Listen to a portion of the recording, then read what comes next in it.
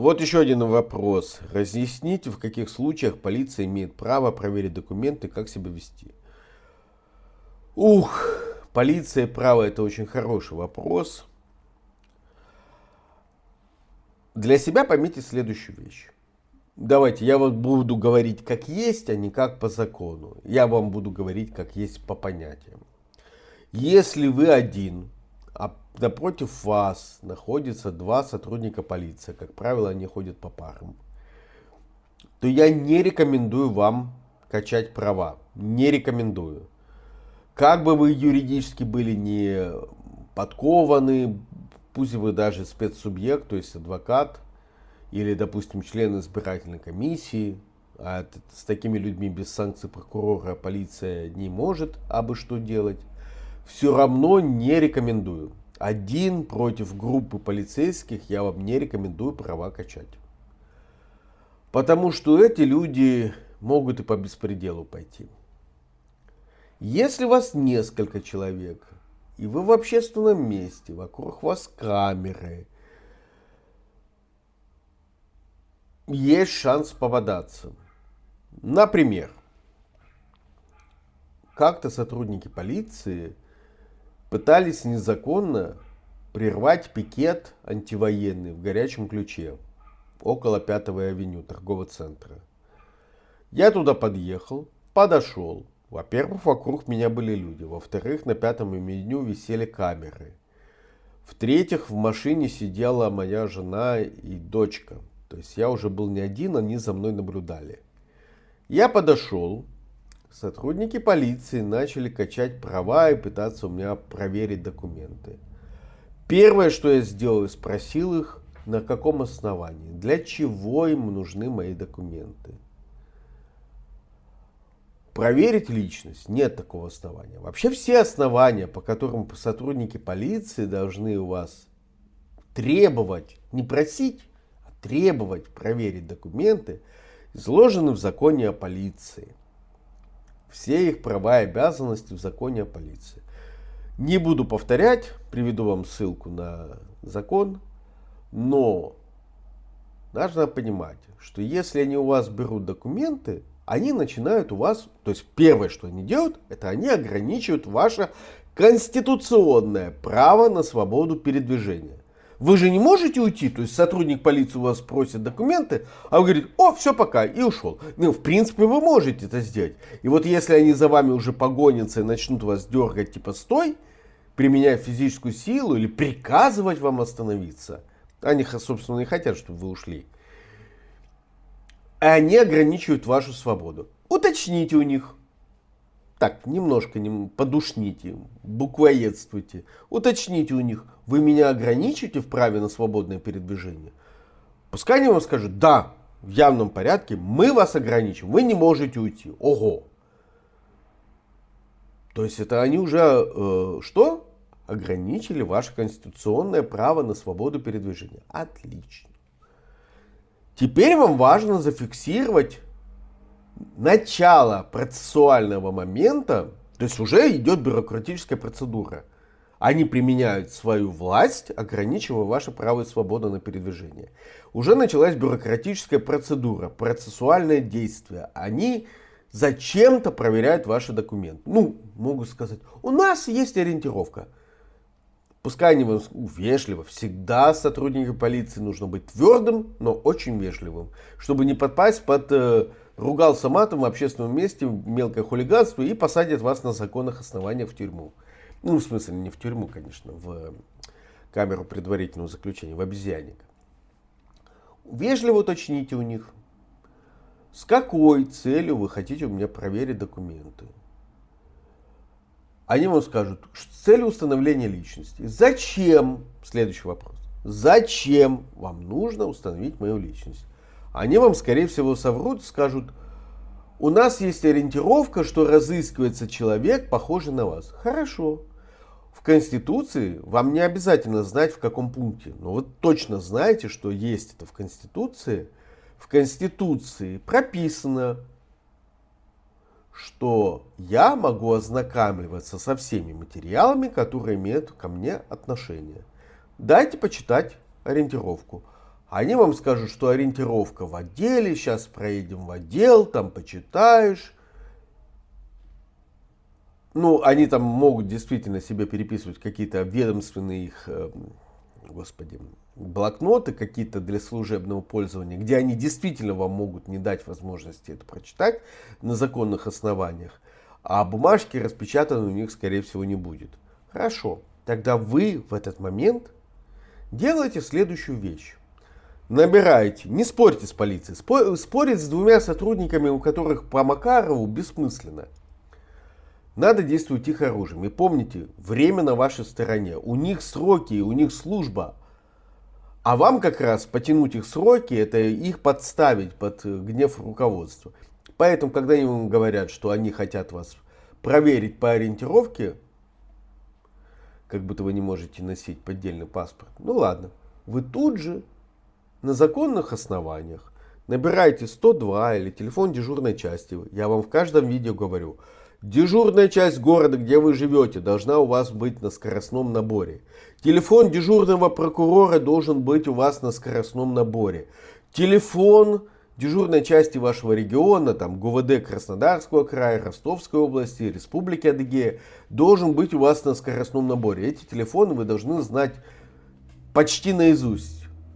Точно записаны заранее в телефоне, чтобы вы не искали это в это время, а там интернета не будет и так далее. Вы звоните 102 или звоните 112, если до 102 не можете дозвониться. А лучше напрямую по телефону дежурной части говорите: я Иванов Иван Иванович. Все равно это полицейский узнает, кто вы там, Иван Иванович. Я Иванов Иван Иванович.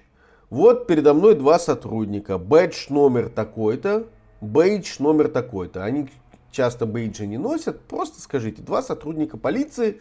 Я нахожусь на углу улицы Ленина и улицы Революции, напротив 5-го авеню, например, в горячем ключе. Они говорят, что я подпадаю под ориентировку, описание ориентировки преступника. Можете ли вы подсказать, есть ли у вас ориентировка на Иванова Ивана Ивановича? И дальше слушайте. Что важно? Скорее всего, с той стороны, с дежурной части вам начнут говорить: мы такие сведения не передаем по телефону, мы то, мы сё. В общем, не скажут вам ориентировки. Я же вам не про закон говорю, я вам говорю, как это на самом деле будет. Вам откажут. Но, что важно, с этого момента пошло время задержания. Вы позвонили и скажите, что я не могу уйти, от меня требуют документы. Вот. Время начало тикать с этого момента, потому что вы в дежурную часть позвонили. То есть, если у вас потом пойдет конфликтное обострение с этими сотрудниками полиции, то вы скажете: а я вот тогда, они меня не... Время задержания не с того момента, как они вас в участок привезут, а с того момента, когда они вас на улице задержали и ограничили ваше право на свободу передвижения. Понимаете, в чем логика? А так они вас могут очень долго держать на улице.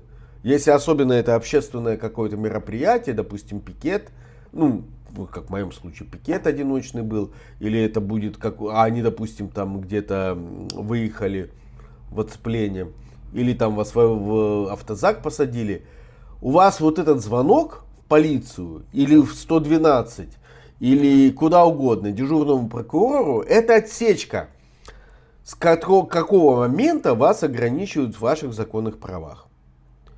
Хоть какой-то документ, потому что попросите вы этих сотрудников полиции принять от вас заявление, они, скорее всего, просто откажутся. Нарушат!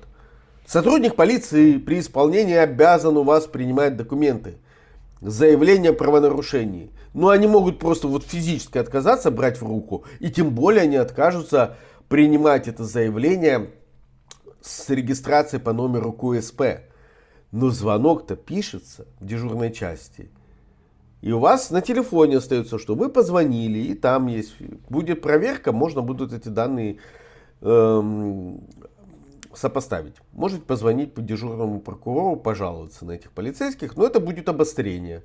Они могут к вам отнестись с предвзятостью. А тут, когда вы звоните в дежурную часть и узнаете, есть ли на вас ориентировка или нет, Вроде как все как по-пацански.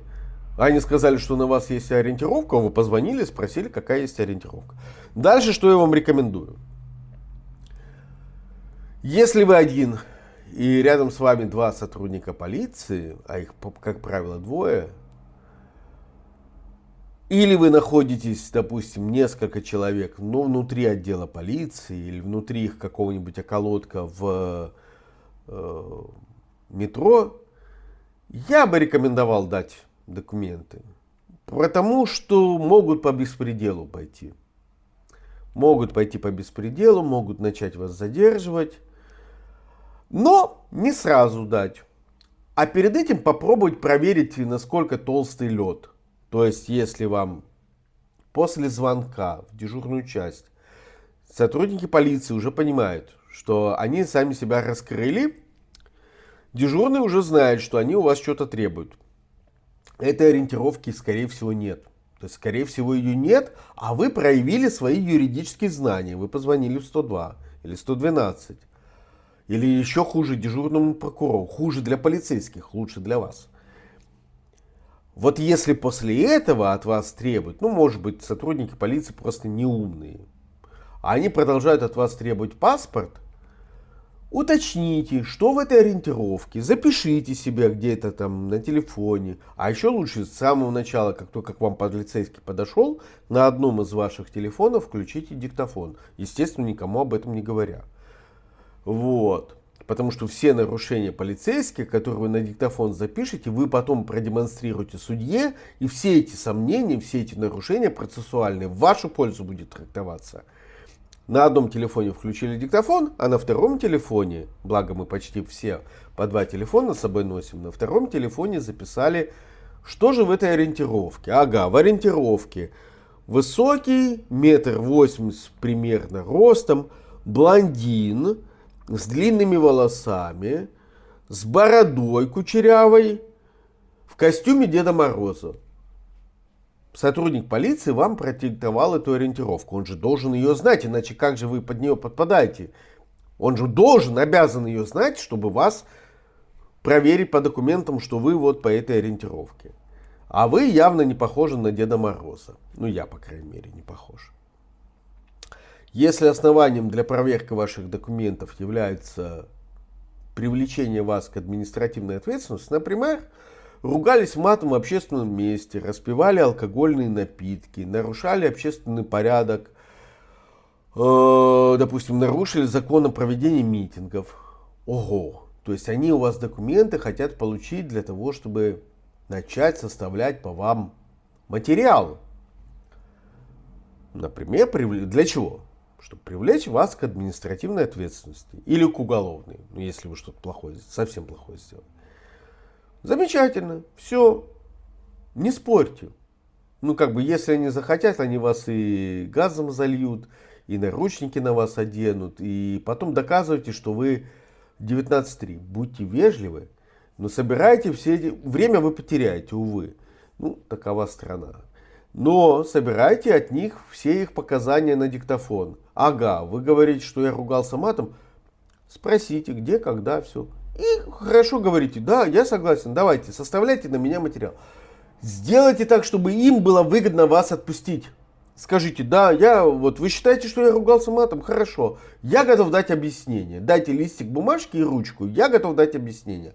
Я свои паспортные данные запишу в это объяснение. Отсутствие у вас паспорта или то, что сотрудник полиции не проверил ваши данные, не является основанием для того, чтобы вас задерживать. Вашу личность хотят установить, ради бога. Давайте, начните писать бумажки. Вот, переходите к этой стадии. От устных прений к написанию бумажек. Большинство полицейских терпеть не могут составлять бумажки. Потому что это ж, сука, отчетность, поймите. А так на словах можно договориться и до 19.3.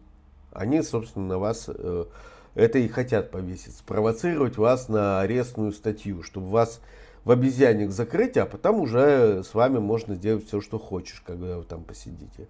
А вы скажите вежливо, да, хорошо, хотите паспорт проверить? Зачем? Я ругался матом? Отлично, дайте листик бумажки, напишу объяснение. И садитесь, пишите объяснение.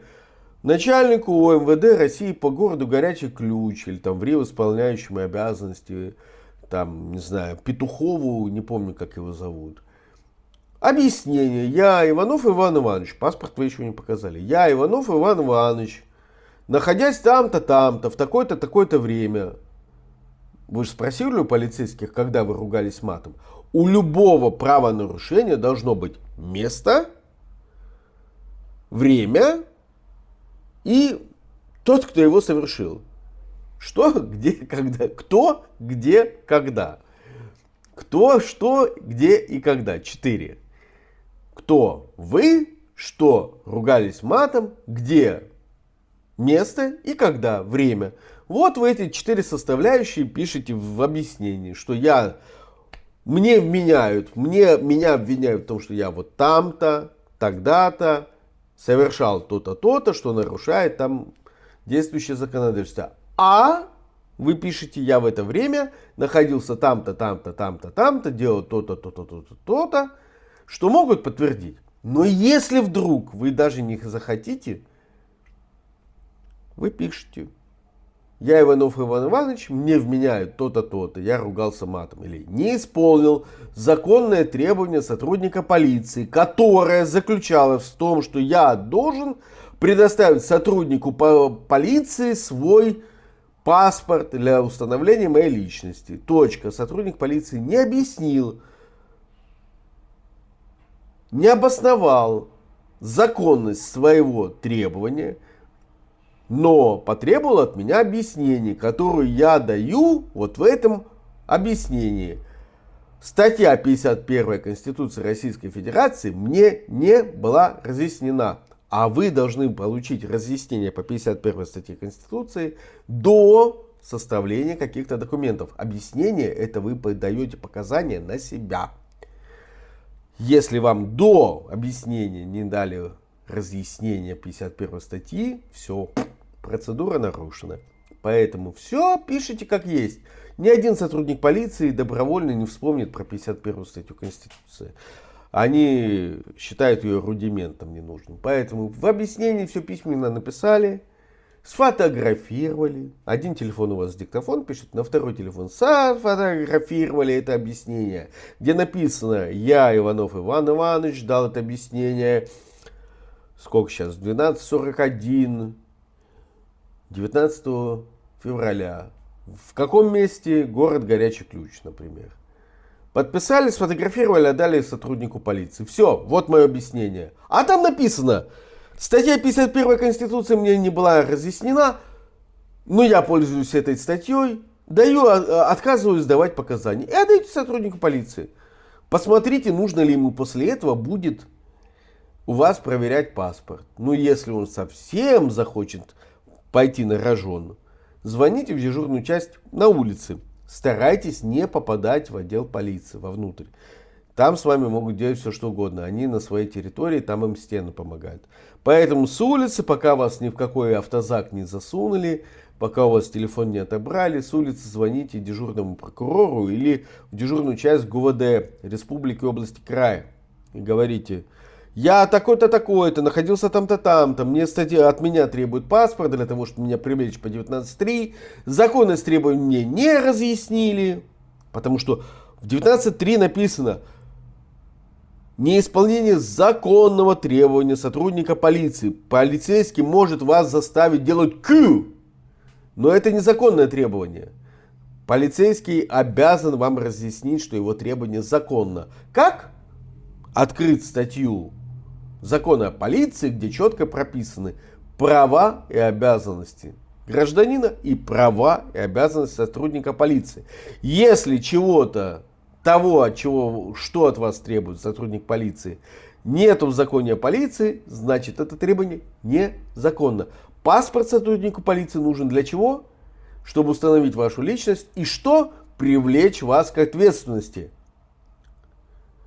Но при этом заявление от вас сотрудник полиции обязан взять, даже если он не установил вашу личность. Понимаете, какая фишка? Переводите сразу сотрудника полиции в партер, когда вы сзади, а он в позе собачки. Давайте ему сразу бумажку. Ну не просто давайте, а запишите, что вы ее дали ему в определенное время, в определенном месте, с определенным содержанием, сделали фотографию, а потом позвонили в дежурную часть или дежурному прокурору и сказали.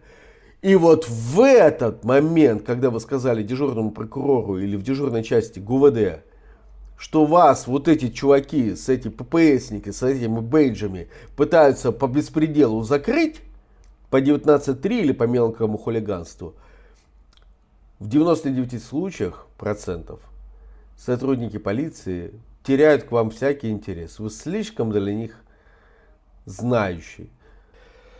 Вот. Я надеюсь, вам ответил. Да, вот есть комментарий тут.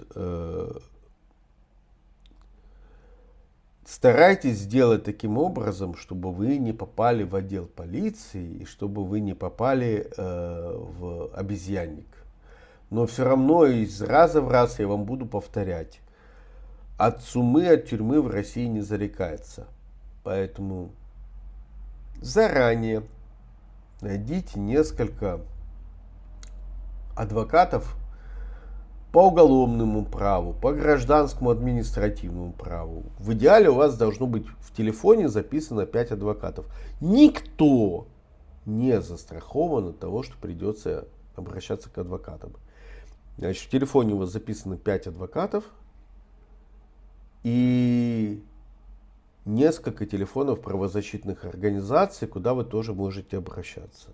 Но помните, что в правозащитных организациях все время недостаток адвокатов, и вы можете не дозвониться. Помните, что адвокаты хорошие на расхват, дороже, чем вес этих адвокатов в золоте. Поэтому их нужно вам несколько, чтобы один из них, которому вы доверяете, ответил хотя бы вам и хотя бы взялся за ваше дело. Помните, что это же все дело добровольно. Никогда ни в каких случаях не берите адвоката по назначению. Он вас подведет под более тяжкое наказание, чем вы могли бы получить. Он нарушит все процессуальные законы, требования, а вы потом ничего не докажете, потому что вы были с адвокатом. Если у вас был адвокат по назначению, вас будут пытать, вы никогда не докажете с адвокатом по назначению. Лучше отсутствие адвоката, чем адвокат по назначению. По административным гражданским делам у вас может быть просто защитник, юридический представитель. Вы тоже можете заявить письменное ходатайство о том, что вы хотите какого-то человека, любого, без адвокатской корочки, назначить своим юридическим защитником. По уголовным делам только адвокат, адвокатская коллегия, только с правом ведения адвокатской деятельности. Это серьезно, ребят. В России это очень серьезно. Заранее подстелите соломку. Не ждите, когда петух в жопу клюнет. Вот, поэтому все, что я вам рассказал, делайте на улице, в присутствии свидетелей, под камерами видеонаблюдения. Чем более будет массовое скопление людей, тем лучше, тем более вы защищены. Самая незащищенная у вас позиция, когда вы сидите на один со следователем в его кабинете в отделе полиции. Вот это самая незащищенная ваша позиция. Старайтесь не попадать ни в автозак, ни в машину полиции. Не оставайтесь один на один с полицейским. Всегда рядом с вами должно быть 2-3 человека. В идеале. Вы всегда ведите аудиозапись на диктофон, чтобы запись попадала в облако тут же. Тут же. Если от вас требуют открыть пин-кодом, ну, надеюсь, вы люди разумные, никакого Face ID не используйте на своих телефонах. Face ID это для тупых. Вот откровенно тупых. Вы используете пин-код. Вы не используете графической схемы, потому что ее легче запомнить. Вы ее в любом случае будете медленно вводить. Так вот, у вас на телефоне должна быть настройка записи аудио с одновременным выкладыванием в облако. Чтобы даже если телефон разобьют, заберут, пытками у вас потребуют пин-код, под пытками вы отдадите его, а запись будет уже в облаке. Любые доказательства лучше, чем Никаких. Если вас будут бить, пятать, но у вас нет адвоката, ситуация плохая, очень плохая, но хоть что-то сможете доказать, что вас били, пытали, последующей экспертизой, заявлением в суде. Если у вас был адвокат по назначению, то ничего не докажете, скорее всего. Оправдательных переговоров наш суд не переживает. Поэтому, резюмируя, прямо сейчас, после просмотра этого видео, находите в России несколько, 3, 4, 5, сколько найдете, правозащитных организаций, которые занимаются поддержкой политзаключенных, которые пока еще занимаются на территории России предоставлением юридической помощи, платной, бесплатной, условно бесплатной. Записывайте контакты этих организаций в телефоне, записывайте в телефон, тавтология, дежурной части вашего главка по региону, телефон дежурного прокурора в Краснодаре или там в Ростове, в Майкопе и в вашем городке, где вы живете, если там есть отдельная прокуратура. Записывайте телефон дежурной части вашего городка и, конечно, вашего столичного города. Проверяйте свободную память, чтобы запись диктофона помещалась на телефоне. Всегда должна быть запись, свободное место под запись. Чистите свой телефон, ставите пин-код, никаких Face ID, ничего такого. И главное, договоритесь с друзьями, кто сможет в случае чего подъехать к вам и побыть в случае, если вас будут рядом с вами, в случае, если вас будут прессовать сотрудники полиции. Найдите юридически подкованных, смелых друзей и дружите с ними. А сейчас подпишитесь на меня, поставьте лайк, напишите в комментариях, что еще вам понятно, непонятно, что я должен вам ответить. Все, всем пока.